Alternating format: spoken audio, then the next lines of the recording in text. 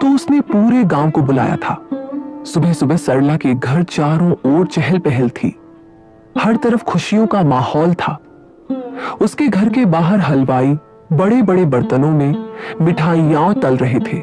कहीं सब्जी बन रही थी, कहीं लड्डू, खीर, पुलाव, कचौरी तैयार हो रहे थे। सरला, धीरे धीरे मेहमान आ रहे हैं और तुम्हारी बड़ी बहन गंगा दीदी अभी तक आई नहीं। तुमने सबको बुलाया था ना? अरे हाँ हाँ, बुलाया है ना, आती ही होगी अपने परिवार के साथ। अच्छा सुनिए, आप यहाँ मुन्ना के पास बैठिए, मैं अभी आती हूँ। इतना कहकर सरला कमरे के बाहर चली गई। भला मैं गंगा को क्यों बुलाऊं? मेरी अमीर सहेलियों को पता चल गया कि मेरी बहन इतनी गरीब है, उसकी हालत देख तो मेरी नाक कट जाएगी। सुबह सुबह गांव की औरतें सजी धजी सरला के घर जा रही थी। सड़क के किनारे से गुजरते हुए वो औरतें गंगा की झोपड़ी के पास पहुंची। गंगा उस वक्त अपनी झोपड़ी के बाहर झाड़ू लगा रही थी। अरे गंगा बहन, तू अब तक यही है? अपनी बहन के घर नहीं गई? तेरी बहन को तो बेटा हुआ है, तू तो मौसी बन गई रे। तुझे तो सबसे पहले पहुंचना चाहिए था। गंगा ये सुनकर हैरान हो गई। इस बारे में कुछ पता नहीं था, पर वो औरतों के सामने ऐसा दिखाने लगी जैसे उसे पहले से सब पता है। अरे हाँ हाँ बहन, मैं बस घर का काम खत्म कर रही हूँ, थोड़ी देर में मैं भी आती हूँ। अच्छा जल्दी कर लेना। सुना है सरला ने पूरे गांव को बुलाया है और बहुत बड़े बड़े स्वादिष्ट भोजन बनाने वाले हलवाई बुलाए गए हैं। हाँ हाँ बहन, ये तो बहुत खुशी की बात है। तुम लोग चलो, मैं भी आती हूँ। औरतों के वहां से जाते ही गंगा का चेहरा उतर गया। ये तो बहुत खुशी की बात है, पर मुझे तो इस बारे में कुछ पता ही नहीं था। मेरी छोटी बहन ने मुझे बताया तक नहीं। शायद वो बेचारी काम काज के चक्कर में भूल गई होगी, वरना ऐसा हो नहीं सकता है कि वो मुझे ना बुलाए। अरे सुनते हो जी, मेरी छोटी बहन सरला को बेटा हुआ है कि औरतें बता रही थी, सब वहीं जा रही हैं। मैं भी जाऊंगी, मैं तो मौसी बन गई। आज मैं बहुत खुश हूँ। अरे ये तो बहुत खुशी की बात है गंगा, पर सरला ने तुझे बुलाया नहीं है ना?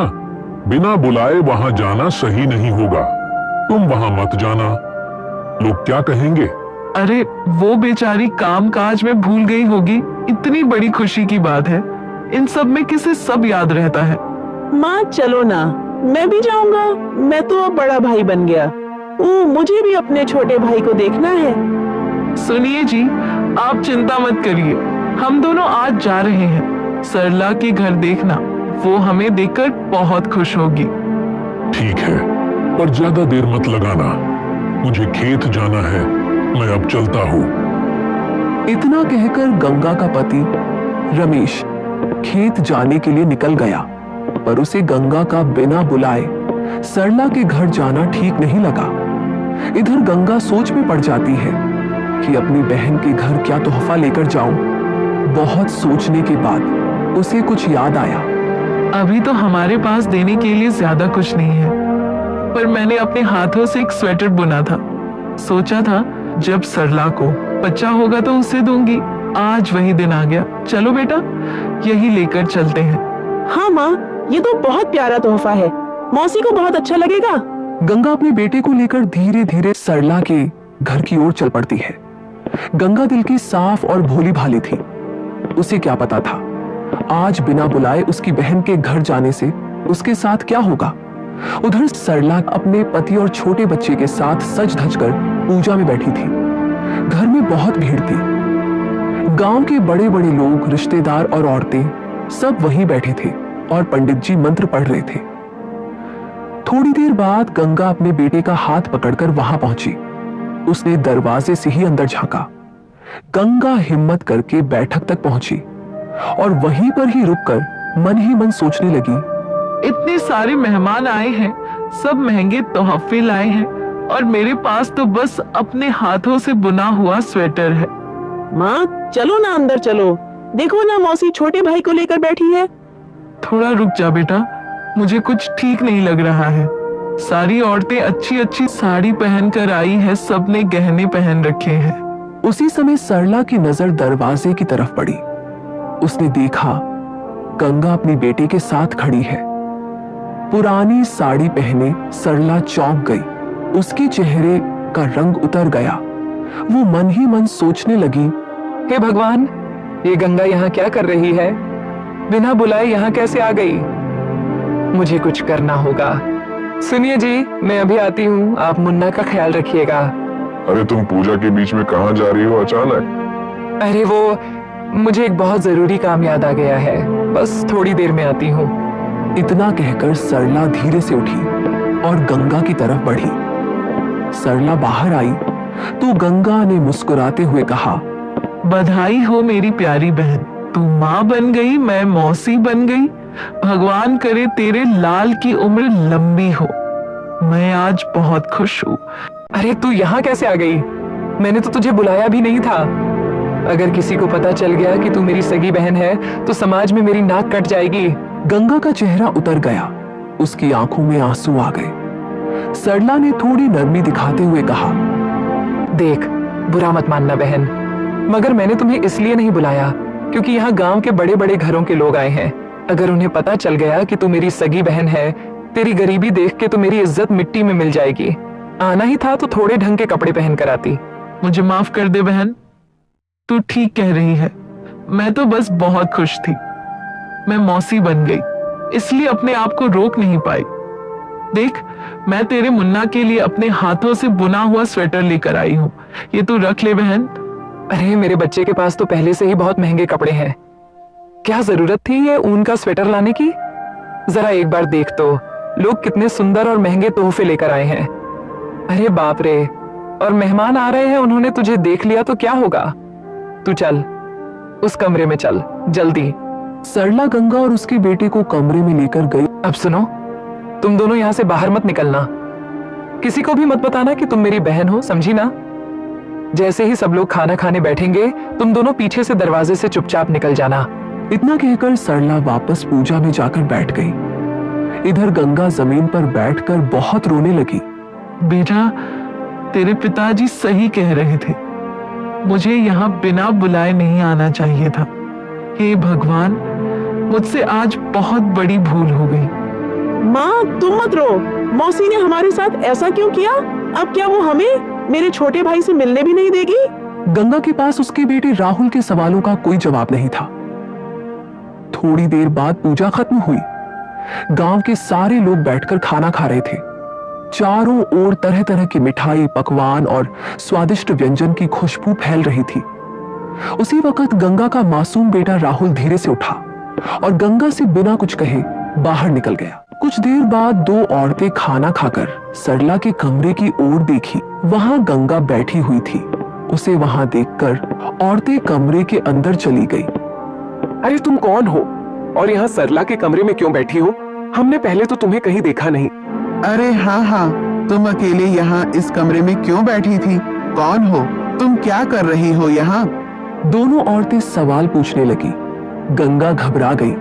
वो मैं सरला की बहन नहीं, वो मैं यहाँ। क्या तुम सरला की बहन हो? क्या बोल रही हो? तुम्हारी हालत देखकर तो लगता नहीं है तुम सरला की बहन होगी। और तो जोर जोर से गंगा पर हंसने लगी। उनकी आवाज सुनकर सरला भागी भागी आई। अरे सरला, हम ये क्या सुन रहे हैं? ये औरत तेरी बहन है। तुमने बताया नहीं कि तुम्हारी बहन भी यहाँ आई है, और ये यहाँ कमरे में क्यों बैठी है? एक भी बार बाहर तक नहीं आई। अरे किसने कहा ये मेरी बहन है? ये तो मेरे घर में काम करने आती है। अभी कुछ ही दिन हुए हैं, इसे काम पर रखे। और जरा देखो तो एक बार इसे बहन क्या बुला लिया मैंने। ये तो सच में खुद को मेरी बहन बताने लगी। सरला की बात सुनकर गंगा की आंखों में आंसू आ गए। अच्छा, तो ये बात है। ये काम वाली होकर तुम्हें अपनी बहन बता रही थी। हिम्मत तो देखो इसकी। चलो सरला, हम चलते हैं। आज तुम्हारे घर आकर बहुत अच्छा लगा। अब हम चलते हैं। औरतों के जाते ही सरला गंगा पर जोर जोर से चिल्लाने लगी। तेरी हिम्मत कैसे हुई उनके सामने मुंह खोलने की? तूने क्यों बताया कि तू मेरी बहन है? मैंने तुझे पहले ही मना किया था ना। फिर तूने क्यों बताया? मुझे पता है तूने जानबूझकर ऐसा किया ना, ताकि मेरी नाक कट जाए और लोग मुझ पर हंसे। तू मेरी बहन नहीं, दुश्मन है, दुश्मन। सरला, मुझे माफ कर दे। वो औरतें अचानक से आकर मुझसे सवाल पूछने लगी। मैं घबरा गई। मेरे मुंह से गलती से निकल गया कि मैं तेरी बहन हूं। मैंने जानबूझकर कुछ नहीं किया। मुझे माफ कर दे बहन। झूठ बोल रही है तू। तूने सब जानबूझकर ही किया है। मेरे बच्चे के लिए आज कितना खास दिन था। तूने सब बर्बाद कर दिया। एक तो यहाँ बिना बुलाए आ गई और मेरी सहेलियों के सामने मेरी बेइज्जती कर रही थी। अब यहाँ से चली जा और फिर कभी अपनी शक्ल मत दिखाना। सरला के इस व्यवहार से गंगा का दिल आज पूरी तरह टूट गया। सरला के अब कौन आया है इस वक्त? एक पल का भी चैन नहीं है। सरला दरवाजा खोलने गई तो देखा एक बूढ़ा आदमी बाहर खड़ा था। फटे पुराने मैले कपड़ों में, चेहरे पर थकान और पसीना था। क्या है, कौन हो तुम? दरवाजा क्यों पीट रहे हो? बेटी, मुझे बहुत प्यास लगी है। क्या तुम मुझे थोड़ा पानी दे सकती हो? मैं बहुत दूर गांव से आया हूँ। अरे जाओ जाओ, निकलो यहाँ से। हर वक्त कोई ना कोई भीख मांगने चला आता है। कहीं और जाओ, मेरे घर के दरवाजे पर मत खड़े रहो। बूढ़ा कुछ नहीं बोला, धीमे कदमों से वहां से चला गया। आज सरला के घर पूरा गांव खा पी कर गया था। ढेरों पकवान बचे थे, पर सरला ने एक बूढ़े भूखे प्यासे इंसान को एक घूंट पानी तक न दिया। वो नहीं जानती थी कि उसी क्षण उसकी किस्मत ने करवट बदल ली थी। वो बूढ़ा आदमी पानी की तलाश में चलते चलते कुछ दूर गया तो सामने से गंगा अपने बेटे के साथ जा रही थी। दोनों की आंखें आंसुओं से भरी थी, चेहरों पर उदासी थी। बूढ़ा धीमे स्वर में बोला, बेटी, मेरी मदद करो। मुझे बहुत प्यास लगी है। क्या तुम मुझे थोड़ा पानी पिला सकती हो? मेरा गला बहुत सूख रहा है। मुझे नहीं पता यहाँ पानी कहाँ मिलेगा। हाँ बाबा, जरूर। मेरा घर यहाँ से थोड़ी ही दूर है, लेकिन आपको ज्यादा प्यास लग रही है तो पास में एक नदी है। मैं वहां से पानी लेकर आती हूँ। तू ये थैला पकड़ और घर जा। मैं बाबा को पानी पिलाकर आती हूँ। बाबा, आप चलिए, यहाँ इस पेड़ के नीचे छांव में बैठ जाइए। मैं अभी पानी लेकर आती हूँ। इतना कहकर गंगा पास की नदी से पानी लेने चल गई। थोड़ी देर में गंगा पानी लेकर उस बूढ़े व्यक्ति के पास पहुंची। लीजिए बाबा, पानी पी लीजिए। बूढ़े ने कांपते हाथों से धीरे धीरे पानी पिया और बोला, बेटी, आज तुमने सिर्फ मुझे पानी नहीं पिलाया, तुमने मेरी जान बचा ली। भगवान तुम्हें हमेशा सुखी रखे। ये तो मेरा फर्ज था बाबा। गंगा उसे ध्यान से देख रही थी। उसके चेहरे पर थकान थी, होंठ सूखे हुए, शरीर पसीने और धूल से लथपथ था। वो बहुत कमजोर लग रहा था। बाबा, आप कहां से आए हैं? आपका घर कहां है? आप बहुत कमजोर लग रहे हैं। आइए मेरे घर चलिए, थोड़ा आराम कर लीजिए। मैं आपके लिए कुछ खाने को बना दूंगी। बेटी, मैं बहुत दूर के गांव से आया हूँ। तुमने मुझे पानी पिलाया, बस यही मेरे लिए बहुत बड़ा उपकार है। अब मैं चलता हूँ। तुम्हारा बहुत बहुत धन्यवाद। नहीं बाबा, ऐसे कैसे जाने दूं आपको? आप मेरे पिता समान हैं। आप काफी थके हुए हैं। चलिए मेरे घर कुछ खा लीजिए, आपको थोड़ी ताकत मिलेगी। ठीक है बेटी, अगर तुम इतना कह रही हो तो चलो। गंगा को उस बूढ़े व्यक्ति पर दया आ गई। वो उसे अपने छोटे से मिट्टी के घर की ओर ले चली। बाबा, आप यहाँ बैठकर आराम करिए। मैं जल्दी से आपके लिए कुछ खाने को बना लाती हूँ। बूढ़ा झोपड़ी के भीतर चटाई पर बैठ गया। गंगा ने जल्दी से चूल्हा जलाया और खाना बनाने लगी। थोड़ी देर में गंगा ने रोटी सब्जी बनाकर बूढ़े बाबा को खाने के लिए दिया और बड़े स्नेह से बोली, बाबा, मुझे माफ करना। मेरे घर में जो भी रूखा सूखा था वही बनाया है। कृपा करके इसे खाकर स्वीकार कर लीजिए। बूढ़े ने थाली अपने सामने रखी और धीरे धीरे खाने लगा। हर निवाला मानो उसे सुकून दे रहा था। बेटी, तुम अन्नपूर्णा हो। तुमने तो बहुत स्वादिष्ट भोजन बनाया है। तेरे हाथों में तो सच्चा प्रेम है। तुम्हारा बहुत बहुत धन्यवाद। बेटी, तुम कुछ उदास लग रही हो। मैंने तुम्हारे आंखों में आंसू देखे थे। सब ठीक है ना? ये सुनते ही गंगा की आंखों से आंसू छलक पड़े। वो अपने दिल की सारी बातें बूढ़े बाबा को बताने लगी। क्या बताऊं बाबा, मेरा जीवन दुख से भरा है। मेरे पति दिन भर खेत में काम करते हैं, फिर भी पेट भर खाना नहीं जुट पाता। आज मैं अपनी बहन के घर गई थी, उसे बेटा हुआ है, सोचा खुशियां बांट लूं, पर वहां से अपमान लेकर लौट आई। मुझे किसी ने बुलाया भी नहीं था, फिर भी मैं वहां गई। फिर मुझे और मेरे बच्चे को बहुत अपमानित किया गया, लेकिन इसमें गलती मेरी ही थी। मुझे बिन बुलाए वहां नहीं जाना था। गंगा बोलते बोलते रोने लगी। गंगा को रोते देख बूढ़े बाबा की आंखों में दया और करुणा दोनों झलक रही थी। उसने गंगा के साफ दिल और सच्चे मन को पहचान लिया। बेटी, दुखी मत हो, भगवान सब देखता है। जो दिल से नेक होते हैं उनके जीवन में कभी ना कभी उजाला जरूर आता है। बेटी, तुमने आज मेरी बहुत बड़ी मदद की है। मुझे प्यास लगी थी, तुमने पानी पिलाया, फिर अपने घर लाकर प्यार से खाना भी खिलाया। तुम्हारा यह उपकार मैं कभी नहीं भूलूंगा। मेरे पास तुम्हें देने के लिए कुछ भी नहीं है, लेकिन ये पोटली रख लो, इसमें कुछ फल है। जब तुम्हारा पति घर आए तो तुम तीनों मिलकर इसे मेरा आशीर्वाद समझकर खा लेना। अब मैं चलता हूँ बेटी, भगवान तुम्हें हमेशा खुश रखे। गंगा ने आदर पूर्वक झुककर उसे प्रणाम किया। बूढ़ा मुस्कुराते हुए वहां से चला गया। उसके जाने के थोड़ी देर बाद गंगा का पति खेत से लौटा। गंगा ने उसे सारा किस्सा सुनाया। कैसे एक प्यासे बूढ़े ने दरवाजे पर पानी मांगा, कैसे उसने उसे घर बुलाकर खाना खिलाया और जाते जाते वो एक पोटली देकर गया। पति ने मुस्कुराते हुए कहा, तुमने बहुत अच्छा काम किया गंगा, यही तो असली पुण्य होता है। बाबा ने कहा था कि जब आप आओगे तो हम तीनों मिलकर ये फल खाएं, तो चलिए इसे खाते हैं। वो तीनों जमीन पर बिछे पुराने कपड़े पर बैठ गए। गंगा ने पोटली खोली, अंदर चमकते हुए फल रखे थे। वो तीनों बड़े आदर और खुशी से एक एक फल खाने लगे। हर निवाले में जैसे कोई मिठास थी जो दिल को छू रही थी। कुछ देर बाद एक चमत्कार हुआ। जैसे ही तीनों ने अपने अपने फल खा लिए, अचानक आसमान से एक तेज प्रकाश फैल गया। वो रोशनी इतनी ज्यादा थी कि कुछ पल के लिए उनकी आंखें चौंधिया गईं। और जब उन्होंने आंखें खोली, उनके फटे पुराने कपड़े अब सुंदर, नए और चमकदार वस्त्रों में बदल चुके थे। तो जो मिट्टी की पुरानी झोपड़ी थी, वो अब एक सुंदर बड़ा घर बन चुकी थी। घर के अंदर सोना, चांदी, अनाज और धन धान्य से भरा पड़ा था। हे भगवान, ये सब क्या हुआ, कैसे हुआ?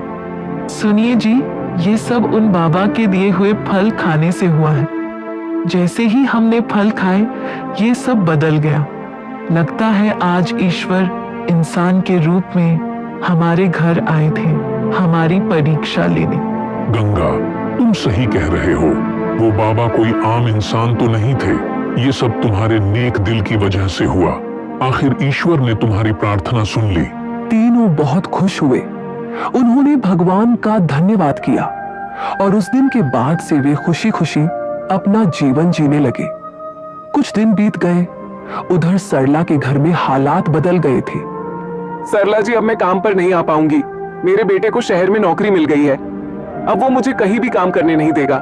मैं चलती हूँ, मुझे माफ करिए। अरे ऐसे कैसे तुम काम छोड़कर जा रही हो? मैं अकेले ये सारे घर के काम कैसे करूंगी? मेरा छोटा बच्चा है, इसे कौन संभालेगा? मुझसे ये सब नहीं होगा। सरला के लाख समझाने पर भी काम वाली काम छोड़कर चली गई। उसका छोटा बच्चा और घर का सारा काम अब सरला के सिर पर आ गया था। हे भगवान, इतना काम मुझसे नहीं होगा। काम वाली भी काम छोड़कर चली गई, अब मैं क्या करूं? थोड़ी देर सोचने के बाद उसे ख्याल आया, अरे गंगा को ही बुला लेती हूँ। वैसे भी उसे पैसों की जरूरत रहती है। मेरे घर का काम भी हो जाएगा और उसे कुछ मिल भी जाएगा। अगली सुबह सरला अपने बच्चे को पति के पास छोड़कर तुरंत गंगा के घर की ओर निकल पड़ी। वो बहुत देर तक गली गली घूमती रही, मगर उसे गंगा की झोपड़ी कहीं नहीं मिली। जहां पहले मिट्टी की छोटी सी झोपड़ी थी, वहां अब एक शानदार बड़ा घर खड़ा था। गंगा की झोपड़ी तो कहीं दिख ही नहीं रही। उसका घर आखिर गया कहां? रात होने लगी है, अब मुझे घर जाना पड़ेगा। सरला थककर घर वापस चली गई। अगली सुबह फिर वह गंगा को खोजने निकल पड़ी। अरे ये तो गंगा का बेटा राहुल है। ये इतने अच्छे कपड़े कैसे पहना है और ये किसका घर है? सरला तुरंत घर के अंदर चली गई। वहां पहुंचकर उसके होश उड़ गए। अरे सरला, मेरी बहन, तुम आओ बहन, अंदर आओ। तुम कैसी हो? अरे गंगा, तू इतनी सुंदर साड़ी कहाँ से लाई? ये इतना बड़ा और सुंदर घर किसका है? तू यहाँ क्या कर रही है? बताना, जल्दी बता। सरला, ये घर मेरा ही है। क्या? पर ये कैसे हो सकता है? तेरी तो छोटी सी मिट्टी की झोपड़ी थी। ये सब कैसे हुआ गंगा? तू झूठ बोल रही है, ये नहीं हो सकता। मैं सच कह रही हूँ सरला। जिस दिन मैं तेरे घर से रोते रोते जा रही थी, तब रास्ते में एक बूढ़े बाबा मिले थे, जिन्हें मैंने पानी पिलाया, फिर घर लाकर खाना खिलाया। जाते जाते उन्होंने मुझे कुछ फल दिए और कहा कि इसे आशीर्वाद समझकर खाना। जब हमने वो फल खाए, तभी से ये सब चमत्कार हुआ। क्या? एक बूढ़े को पानी पिलाने और खाना खिलाने से ये सब हो गया? अरे गंगा, सच बता, कहीं तू मजाक तो नहीं कर रही? नहीं सरला, ये सच्चाई है। मुझे लगता है उस दिन वो बूढ़ा कोई साधारण इंसान नहीं था। वो खुद भगवान हमारे घर इंसान का रूप लेकर आए थे। उन्होंने हमारी परख ली कि हम कितनी दया और इंसानियत रखते हैं, और जब हमने बिना स्वार्थ के उनकी मदद की, तो उन्होंने अपने आशीर्वाद से हमारी किस्मत बदल दी। यह सुनकर सरला की आंखें फटी की फटी रह जाती हैं। थोड़ी देर में सरला को याद आता है कि उसी दिन उसने उसी बूढ़े को बुरा भला कहकर भगा दिया था। गंगा की बातें सुनकर सरला के चेहरे पर पछतावे की लकीरें उभर आती हैं। वह गंगा से गुस्से में कहने लगी, तूने मेरा हक छीना है गंगा। वो बूढ़ा पहले मेरे घर आया था। अगर मैं उसे पानी पिला देती तो आज ये सारा धन दौलत सब कुछ मेरा होता। ये सब मेरा हक है। तूने मुझे धोखा दिया है, मेरा भाग्य छीन लिया तूने। नहीं सरला, मैंने किसी का कुछ नहीं छीना। मैंने तो बस उस बूढ़े की मदद की थी। शायद भगवान ने मेरी सच्चाई देखकर ही मुझ पर दया की। झूठ, ये सब मेरा होना चाहिए था। मैं जा रही हूँ उस बूढ़े को ढूंढने। सरला गुस्से में तिलमिला उठी। वह गंगा के घर से बाहर निकल गई और पूरे गांव में उस बूढ़े को ढूंढने लगी, मगर उसे वो बुजुर्ग कहीं नहीं मिला। थकी हारी सरला आखिर एक साधु बाबा के पास पहुंची और बोली, बाबा, मेरी बहन ने मेरा हक छीन लिया है। मुझे एक बूढ़े को ढूंढना है। सरला ने साधु बाबा को सारी बातें विस्तार से बताई। साधु बाबा शांत स्वर में बोले, बेटी, तू पहले से ही अमीर है, तुझे किसी चीज की कमी नहीं। तेरी बहन ने तो सिर्फ एक प्यासे को पानी पिलाया, भूखे को खाना खिलाया। उसने तेरा हक नहीं छीना। उसने तो अपने अच्छे कर्मों का फल पाया है। अरे तुम अपना मुंह बंद करो, वो सब मेरा ही हक था। मेरी बहन मुझसे छीन कर सब ले गई। मैं यहाँ तुमसे उस बूढ़े का पता पूछने आई थी, उस गंगा की तारीफ सुनने नहीं। और वैसे भी हमारे गांव में बहुत अच्छे अच्छे साधु बाबा हैं। मैं कहीं भी जाकर उस बूढ़े का पता लगा लूंगी। मेरे पास बहुत पैसा है। सरला ने बाबा को बुरा भला कहना शुरू कर दिया। साधु बाबा ने उसकी ओर देखा। उनकी आंखों में गुस्सा झलक रहा था। अरे मूर्ख स्त्री, तू अपने घमंड और जलन में अंधी हो गई है। तुझे अपनी ही बहन से इतनी जलन क्यों हो रही है? तेरे पास धन दौलत रुपया पैसा किसी भी चीज की कोई कमी नहीं है। आज तक किसी ने मुझसे इस तरह बात नहीं की, और तू मेरा अपमान करेगी। तेरी इतनी मजाल, अब तुझे तेरे अहंकार का फल भुगतना होगा। जा, मैं तुझे श्राप देता हूँ। बाबा उसे श्राप देने ही वाले थे कि तभी वहां गंगा दौड़ी दौड़ी आई। बाबा, इसे श्राप मत दीजिए। ये मेरी बहन है। इसका एक छोटा बच्चा है। अगर इसे कुछ हुआ तो इसके बच्चे का क्या होगा? कृपया इसे माफ कर दीजिए बाबा। मैं आपसे हाथ जोड़कर विनती करती हूँ बाबा, इससे गलती हो गई। आप इसकी बातों को दिल पर मत लगाइए। हाँ बाबा, मुझे माफ कर दीजिए। मैंने आपको गुस्से में आकर बुरा भला कह दिया। मुझे माफ कर दीजिए। मैं लालच में अंधी हो गई थी। जिस बहन का सब कुछ छीनने के लिए मैं आपके पास आई, आज उसी ने आकर मुझे श्राप मिलने से बचाया। बेटी, तू तो सच में देवी है। तेरे हृदय में कोई द्वेष नहीं, सिर्फ प्रेम है। तेरे जैसे लोग ही इस संसार में बहुत कम हैं। तेरा मुंह देखकर मैं इसे माफ कर रहा हूँ। सरला ये सब देखकर सन्न रह गई। उसकी आंखों से आंसू बहने लगे। उसे एहसास हुआ कि जिस बहन से वह ईर्ष्या कर रही थी, वही उसकी सबसे अपनी है। वह रोते हुए गंगा के पैरों में गिर पड़ी। मुझे माफ कर दो बहन, मैं अंधी हो गई थी। मैंने हमेशा तुझे नीचा दिखाया, तेरा धन देखकर तुझसे जलन की, पर तूने तो मेरे लिए दया मांगी। तूने सही समय पर आकर मुझे श्राप से बचा लिया। कोई बात नहीं मेरी बहन, तुझे तेरी गलती का एहसास हो गया, यही मेरे लिए बहुत है। अब ये सब भूलकर हम एक नई शुरुआत करेंगे। पर तू यहाँ कैसे आई बहन? जब तू घर से गुस्से में निकली तब मुझे लगा कि तू कोई गलती ना कर बैठे, इसलिए मैं तेरे पीछे पीछे आई। तू महान है मेरी प्यारी बहन, मुझे माफ कर दे। अब मैं जिंदगी भर तेरी एहसानमंद रहूंगी। सरला और गंगा हंसती खिलखिलाती घर की ओर निकल गए। दीदी, जीजा जी मुझे माफ कर दीजिए। आज मैं अपनी सारी गलतियों के लिए दिल से आपसे माफी मांगती हूँ। मैं बहुत शर्मिंदा हूँ, मुझे माफ कर दीजिए। हमने तुझे माफ कर दिया है सरला, अब तू दुखी मत हो। अब हम सब खुशी खुशी साथ मिलकर रहेंगे, कि हमारी जिंदगी की नई शुरुआत है। हाँ बहन, तू सही कह रही है। अब हम एक नई शुरुआत करेंगे। इतने सालों से जो हमारे बीच मेरे ही कारण दूरी आई थी, अब वो सारी दूरियां मैं मिटा दूंगी। अब हम हमेशा साथ खुश रहेंगे। हर त्योहार, हर खुशी, हर दुख में हम एक दूसरे के साथ रहेंगे। मौसी, अब तो मैं अपने छोटे भाई के साथ खेल सकता हूँ ना? आप मुझे रुकोगी तो नहीं ना? हाँ मेरा बच्चा, अब तुझे मैं तेरे भाई से कभी अलग नहीं करूंगी। तू जितना मर्जी अपने छोटे भाई के साथ खेलना। दोनों बहनों के दिलों में प्यार और सच्ची खुशी फिर से लौट आई। अब वे सब मिलकर साथ साथ रहने लगे। उनके घर में खुशियां छा गई। गंगा ने अपने कर्मों से दिखा दिया कि जब दिल साफ होता है तो भगवान खुद चमत्कार कर देते हैं। और सरला ने भी यह समझ लिया कि दूसरों की खुशियों से जलने के बजाय अगर हम अपने दिल को साफ रखें तो भगवान हमारे जीवन में भी सुख और शांति भर देते हैं।